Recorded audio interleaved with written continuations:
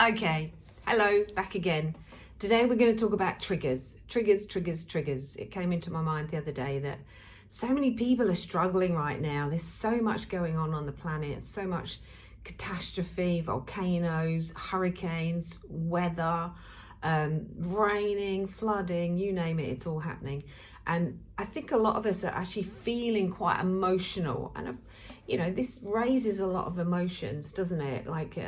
So what is a trigger? First of all, a trigger is something that happens outside that will impact your emotions in a certain way to actually bring in it could be a small emotion, but it could be a big one. And so, you get triggered. So I remember when I was younger, well, I was so wounded that somebody looked at me the wrong way and I would feel that pain inside my body. So that would be a trigger. And so I was very easily triggered as a younger person who was deeply wounded. I got a lot of triggering and everything was about me. For example, if someone looked at me a bit weird, I'd be like, I would always sort of bring it back to me and think, well, it's all about me. They're being mean to me, or they don't like me, or they're angry with me, as opposed to realizing that probably their face said more about them. And so those of us that have been wounded or are wounded or have got unresolved issues will absolutely be more likely to get triggered because we have these wounds inside our bodies that are unhealed. And that's what the trigger is. The trigger is a kind of wake-up call to actually say, oh, there's unresolved stuff in here. And I think a lot of people don't understand that because, oh, well, if I'm being triggered, well, that's them. They're being mean, or they're doing this, or they're doing that, and they need to stop doing that, which is you trying to control the uncontrollable, which is everybody outside of you. And if someone does something to you, then, how dare they? We're affronted. And it can be small, but it's actually quite interesting because, I come from the UK, so we're very brought up to be very polite. You always say hello. So if you're walking around the park, you would say hello to people that passed you. And that's what we were conditioned to believe and taught that was the right thing to do. And of course, maybe coming to Australia, that's not quite the same. Now, I'd walk around the park and they hello, and they wouldn't say hello, and I might feel a bit affronted by that. Oh, how dare they? They're rude and I'm kind and I'm polite, and so they're wrong and I'm right. And this is why, that's just unconscious conditioning that we've all had. And so my way's the right way. They're terrible people, they're bad people because they didn't say hello, because they don't feel the need to say hello to a stranger as they pass them in the street. And can you see, we make us right and them wrong. Well, they're just bad people. And so we're judging. So coming back to the triggers are a moment where you can transform, because a trigger is an unresolved wound or an unresolved pattern, like it's, like before when we talked about, not saying hello. So a conditioning that you've had. I was taught very early on not to drop litter. And so when I saw someone dropping litter, I felt incensed. I felt angry. I felt, how dare they? They're a terrible human being for dropping litter. And I remember one day when I was only young, I must have been 17, 18, 19, that kind of age. I was walking along, and this boy, he got this big bar of chocolate and he just ripped the wrapper off and dropped it on the floor. Wow. I felt like he'd committed the cardinal sin. He might as well have killed someone. I was affronted. I was like, oh, and I shouted at him. I was like, I hope you're going to pick that up. I don't think he did. But obviously his conditioning was very different. Perhaps his mum and dad did that and his grandparents did that, and that's what he'd been taught. It's okay to just shove your litter on the floor. And I got all upset about some stranger who I didn't know dropping litter on the floor. Now, I'm just trying to help you understand what the triggers are. So I'm going to talk about little ones. I mean, there's big ones, those of us that have suffered PTSD or complex PTSD. Then obviously that trigger. So, you hear about men that have been to war, and they're walking along, they've got PTSD, and of course, you know, a car backfires and they'll be on the floor, right? Now that's a trigger whereby they just, you know, reacted, because a trigger leads to a reaction, not a response. It's immediate, it's instant. It's like, you can't control that. You can't go, no feelings, don't feel that way. And so triggers are moments of transformation if you understand what that trigger is. When I first became a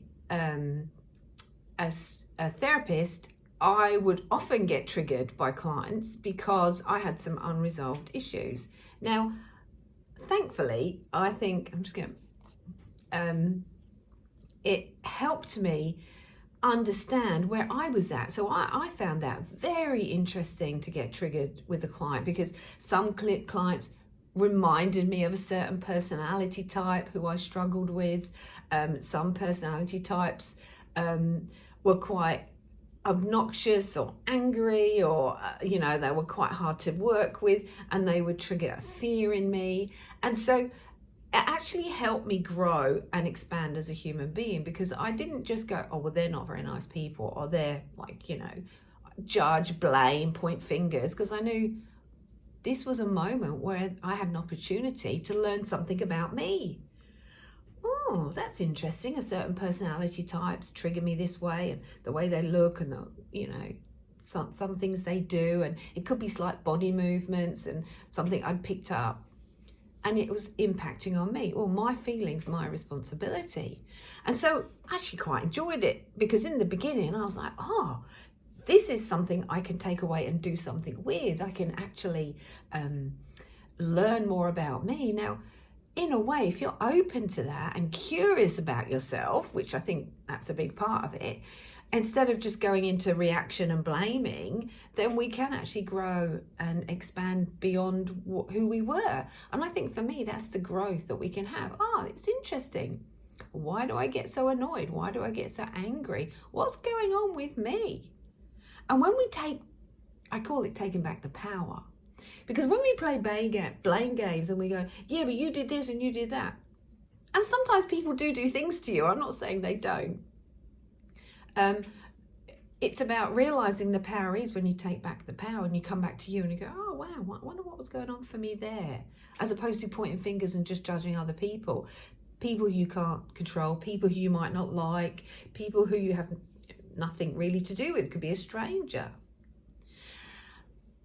So come back to me, because this is something I can do something about. This is me. I can take care of me. I can listen to my own heart and go, wow, what does this remind us of? Does this remind us of a time way back when? You know, is this a memory that's coming back inside my body? So your body holds the score, not the mind. The mind will bring it to the forefront and go, oh yeah, remember that time. And so triggers are powerful opportunities to actually learn about yourself and take back the power. Because if you play a blame game, all you do is you become a victim. When you're a victim, nothing changes and you feel powerless. And I don't know about you, I want to control what I can, let go of what I can't, and I can't control anyone outside of me. I just can't. I can't control anything, really. This is the one domain that I might actually have a semblance of ability to have any effect on. And so why wouldn't I use that trigger?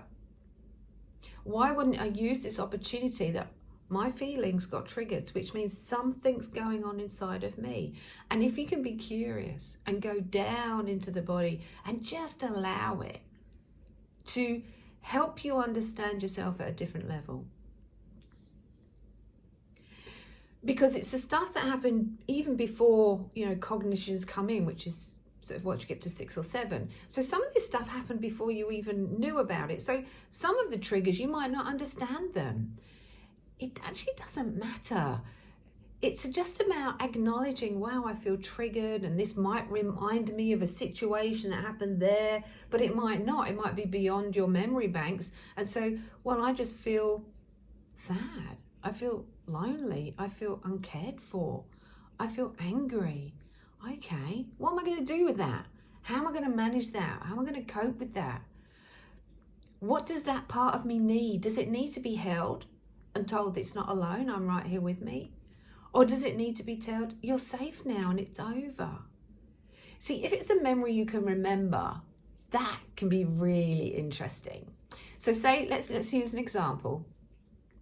Say something really bad happened to me. Say I got yelled at or attacked, or someone had a go at me. Maybe, let's take it, it's a stranger and I didn't know them. They just started yelling for some reason. Maybe I don't know, stepped in front of them, or I don't know, unknowingly crept up in the queue and didn't realize they were waiting, and maybe they're like, who do you think you are? And they have a go at me.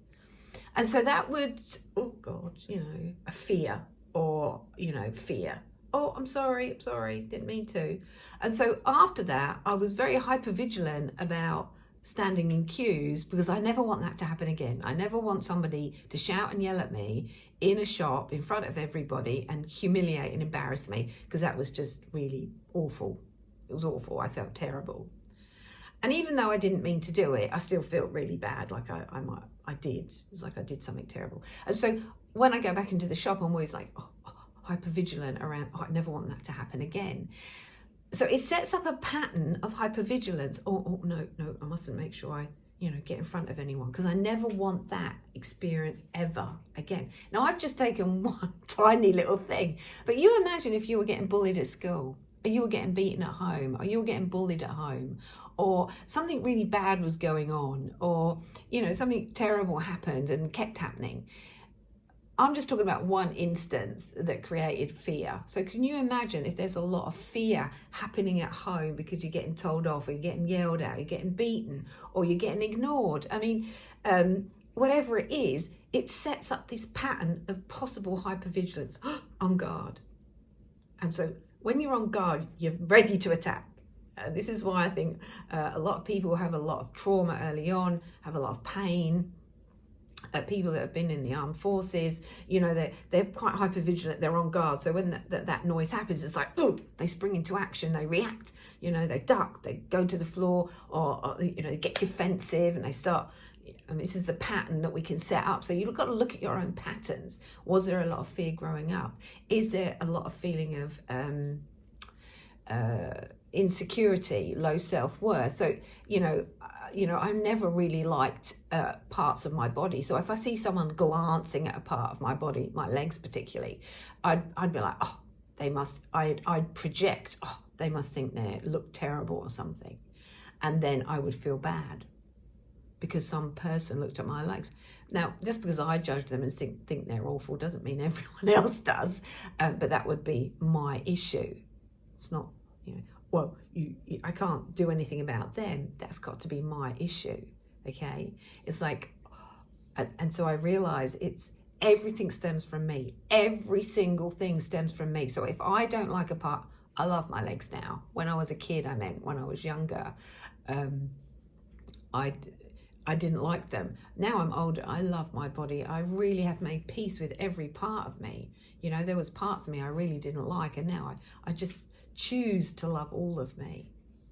Not because I think they're perfect, because I realize, well, what else? You can stay hating on yourself. Well, what good's that going to do you? How is that going to help you feel better about yourself? It's not. It's going to keep you stuck. It's going to keep your life miserable and you miserable. And I'm sorry, but there's 95% of women supposed to not like parts of their body. And I think, really? Come on. Choose to love yourself, even if you don't always think everything's perfect, and nothing ever is. But choose to love yourself anyway. Choose to love all of you.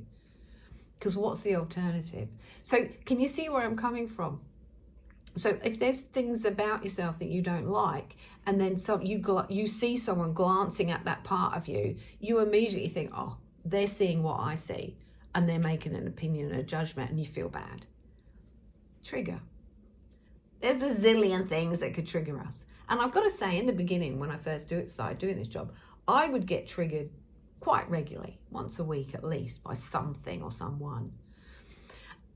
Now, very rarely do I get triggered, because I realise with every trigger, I I expanded into it, I looked at it, I held it, I gave it what that needed, I rewired it, and I worked on it. And now very rarely do I actually get that triggered about anything. That's not saying I don't have an emotional response about things. I'm just saying I don't get that trigger because I realize I'm not as hypervigilant. You see, when you've got a lot of fear, you tend to need to defend that fear. And so you get hypervigilant, and then you get defensive, and then you want to push back at other people that might trigger that pain inside my body. Eckhart Tolle talks about the pain body. Now, if you've been through a lot of trauma, had a lot of pain early on, you've developed this pain body. And if you don't deal with it, it don't go anywhere. It stays there. And in fact, it compounds because it gets bigger. And that pain body, you know, if you think about this body of, there's my body and there's this body of pain, and you know, I'm trying to protect it from everything that might cause it pain, and will cause everything that comes in might trigger that. Or you looked at me funny. I mean, what are you looking at? Has anyone ever said that to you? What are you looking at? You know, they get triggered just because you kind of glance over at them. So you dare and look at some people. And so triggers are an amazing opportunity for you to do some work on yourself, for you to realize there's some unresolved wounds that need healing, for you to realize that there's something in here, that body of pain needs something. Now, nurturing that part of you is really important. And this is what I realized. What I did was I would beat it up. So as if it didn't feel bad enough, I would just go and beat it up and really judge it, criticize it, and ignore it or beat it up. And then I just felt worse, and I didn't even understand why. Because there's this body of pain, and it needs you to nurture it, nobody else. See, what we do is we get this body of pain, say this is my giant, it's my body of pain, and I put it in front of somebody else and go, you look after my pain, you be nice, you nurture me. We find a partner, a parent, someone, something, I don't know what it is, and we go, no, you take care of it. No, you take care of it. This is your responsibility. And I know you've been hurt, I know you've been wounded, and that wasn't fair, and you didn't deserve it. But right now, do something that you can. A jar's not exactly. Where's my little pink cushion? So do you understand what I'm saying? Triggers are not what you think. Triggers aren't there to hurt you. The world's not trying to hurt you. The world's trying to heal you. And so it will send oh, this is unresolved. Oh, you know, oh. And those of us that are hurting, feel that pain. Have those triggers. Well, what are you going to do with them? How are you going to come through for them? Time. Take time. Just like you would a kid, a little baby. You listen, you hold them. They don't need telling what to do. Sometimes they just need to know they're not alone. And so you'd hold that pain. What is it you need? Ask it. I need you to heal me and hold me and tell me it's all going to be okay. Maybe you just need some reassurance. See, unresolved PTSD is something that's not been finished. It's unfinished business, right? And so until you finish that business, it's going to get triggered. And so what I mean by that is you have to complete it. And so if something's open, like an open wound, it will keep getting hurt. And so you have to dig into that and do the work around healing some of that stuff. Because if you don't, it will just keep rearing its ugly head. You'll keep getting triggered. And I have talked about this in other videos about, it's like your body takes a snapshot of something that happened. So post-traumatic stress disorder is one huge experience. Complex post-PTSD is lots of little t's. Okay, so I think complex is much more harder to deal with. But if you have, for example, I think I had a client years ago who had an experience in a house that was on fire. And of course, it left him with PTSD. And so it left him hypervigilant, on edge, worried, anxious. And every time he got a whiff of smoke, his whole body reacted. Now, that was like an open wound. And we had to do quite a bit of work around that because he was living in constant fear. and constant worry and constant on edge, and his whole body couldn't relax. He was so stressed, you know. It was really hard for him. And so he was very open to doing the work. He was very courageous to do that work, because we had to kind of go into that emotional pain, not the situation. I don't believe you have to go back to the situation, put you back in a burning house again to see if you can kind of do it a bit better. That's not what this is about. This is about healing the part of you that felt so scared and so alone and so worried and thought they were going to die. We have to heal that part. We have to heal. And so, you know, we use the little boy as the metaphor, the inner child work. Imagine that part of you is a little boy. And you go to him and you hold him and you tell him, it's over now and you're safe. And I've got you. And I love you. So what do we normally do? You see, what we normally do is we have this big emotional response, repress, deny and avoid, or we run away from it, we drink and drug it away, we do all these sorts of things, and the last thing we want to do is come close to it. So this is like 180 back towards it and go, no, I'm not going to repress, deny and ignore you anymore. I'm not going to reject you anymore. I'm going to come to you and hold you and tell you it's okay. You are safe. You have to be the hero in your own life.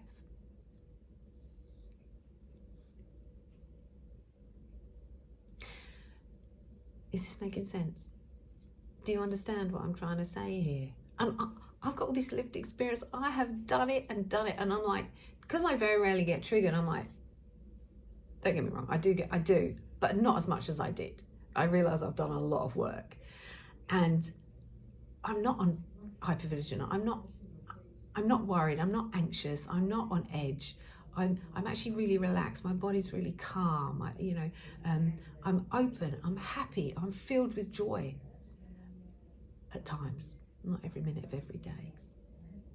And so I've been there. I've done that. I was a deeply wounded human being, very insecure, very worried and anxious.